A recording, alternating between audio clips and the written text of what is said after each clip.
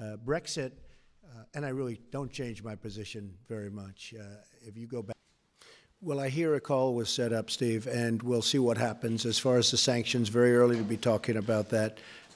But we look to have a great relationship with all countries, ideally. That won't necessarily happen. Unfortunately, probably won't happen with many countries. But if we can have, as we do with Prime Minister May and the relationship that we've all developed, and even in the short relationship that we've just developed just by being with each other, we're going to have lunch, and we've really had some very interesting talks and very productive talks. But if we can have a great relationship with Russia and with China and with all countries, I'm all for that. That would be a tremendous asset. No guarantees, but if we can, that would be a positive, not a negative. You know, they're working all the hours, they're doing their best for their families, and sometimes they just feel the as far as the UK is concerned, on sanctions for Russia in relation to their activities in the Ukraine. We have been very clear that we want to see the Minsk agreement fully implemented. We believe the sanctions should continue until we see that Minsk agreement fully implemented, and we've been continuing to argue that inside the European Union. Was an example of what was to come, and I happen to be in Scotland.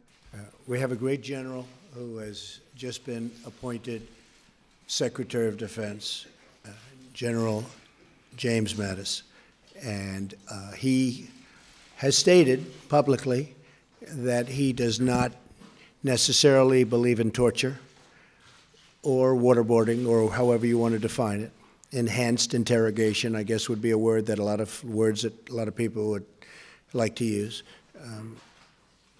I don't necessarily agree, but I would tell you that he will override because I'm giving him that power. He's an expert. He's highly respected. He's the general's general.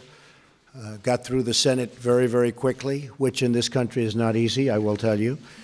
And so I'm going to rely on him. I happen to feel that it does work. I've been open about that for a long period of time, but I am going with our leaders. And I've had some where I didn't think I was going to have much of a relationship. But I will say that we had a very good call.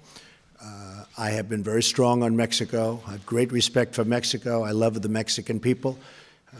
I work with the Mexican people all the time. Great relationships. But as you know, Mexico, with the United States, has out-negotiated us and beat us to a pulp through our past leaders. They've made us look foolish. We have a trade deficit of $60 billion with Mexico. How about John Roberts, Fox? I can often tell how I get along with somebody very early, and I believe we're going to have a fantastic relationship. Brexit, and I really don't change my position very much. If you go back and you look, my position on trade has been solid for many, many years, since I was a very young person, talking about how we were getting ripped off by the rest of the world. And I never knew I'd be in this position where we can actually do something about it. So we are going to renegotiate our trade deals, and we're going to renegotiate. I think Brexit's going to be a wonderful thing for your country. I think when it irons out, you're going to have your own identity, and you're going to have the people that you want in your country, and you're going to be able to make free trade deals without having somebody watching you and what you're doing. Thank you very much, everybody.